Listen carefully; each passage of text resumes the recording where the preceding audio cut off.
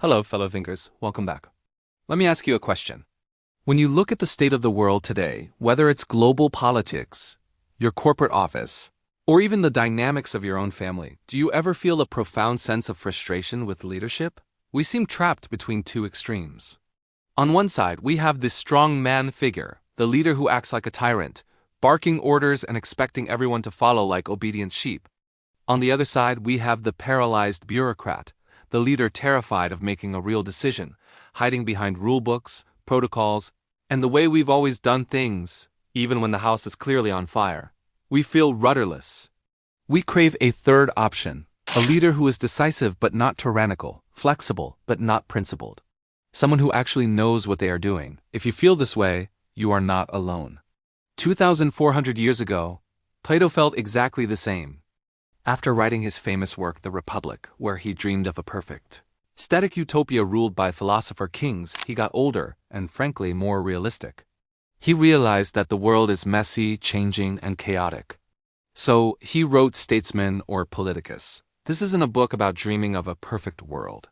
It's a survival guide for the actual world. It is Plato's attempt to define what true expertise in leadership really looks like when you can't rely on magic or perfect citizens.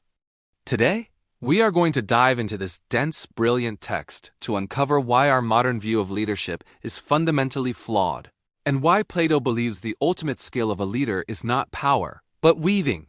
To understand the core message of this book, we have to look at how Plato dismantles our usual assumptions about ruling.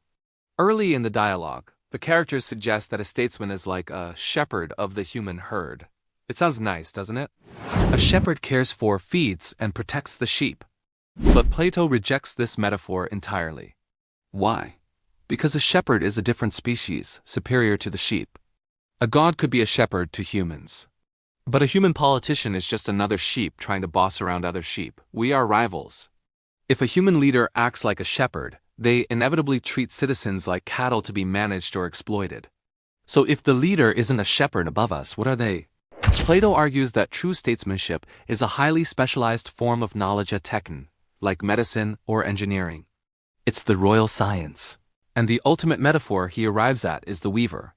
The core message of Statesman is this: a society, a company, or even a family is not a unified block of stone. It is made of countless different threads, different personality types, different desires that naturally tend to fray and separate. The job of the leader isn't to force these threads into a box.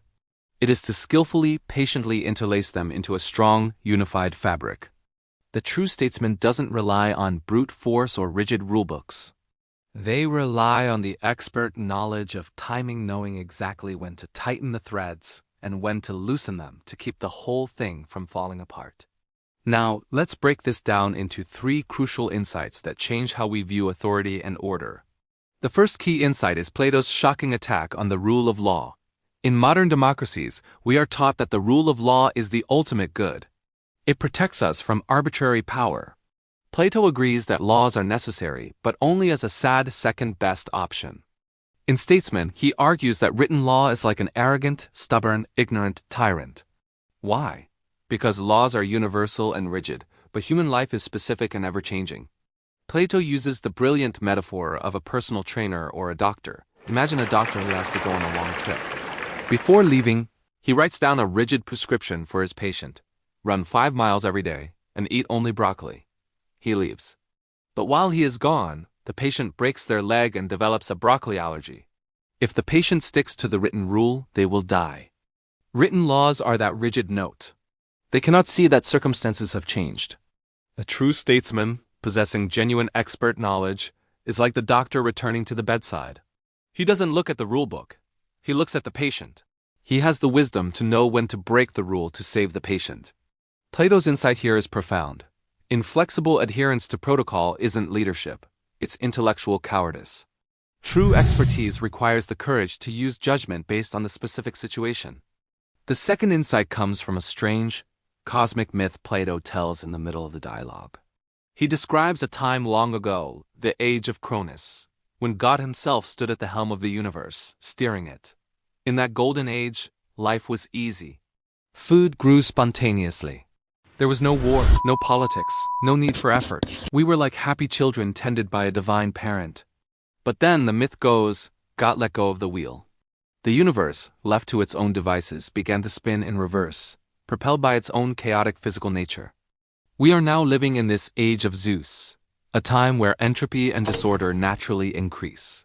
What is the point of this strange story? It's an existential wake-up call. Plato is saying, God isn't driving the bus anymore. We are. We cannot wait for a divine savior or a return to a mythical golden age where everything is easy. Because the universe naturally tends toward chaos, human skill, politics, and effort are absolutely necessary for survival.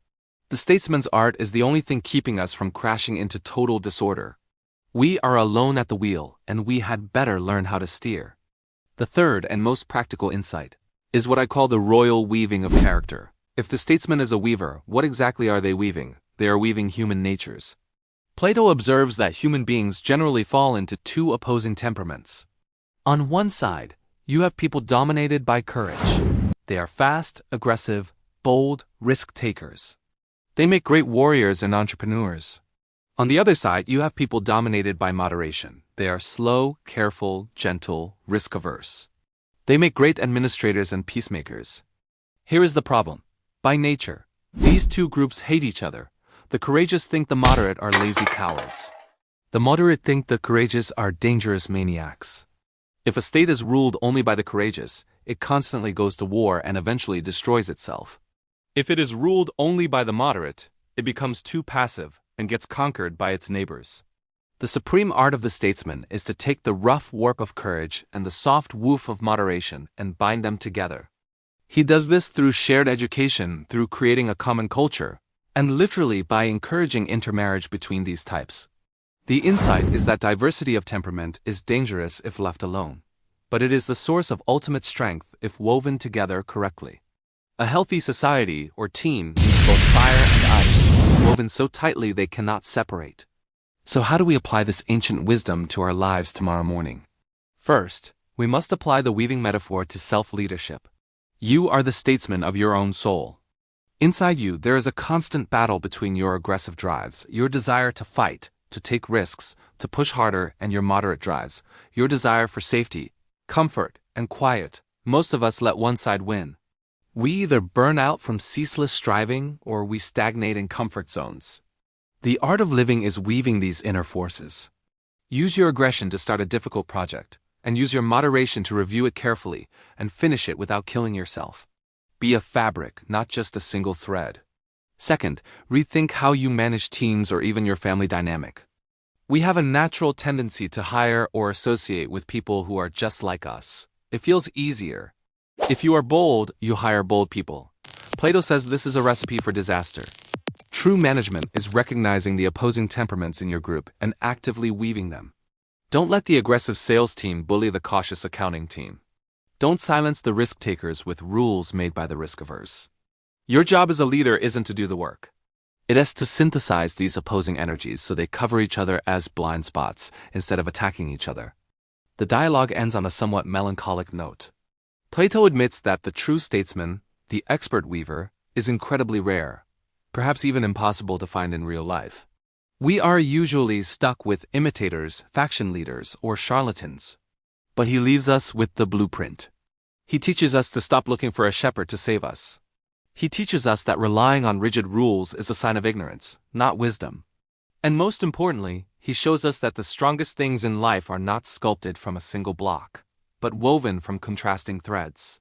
The threads are in your hands. It's time to start weaving. Thank you for thinking with me today.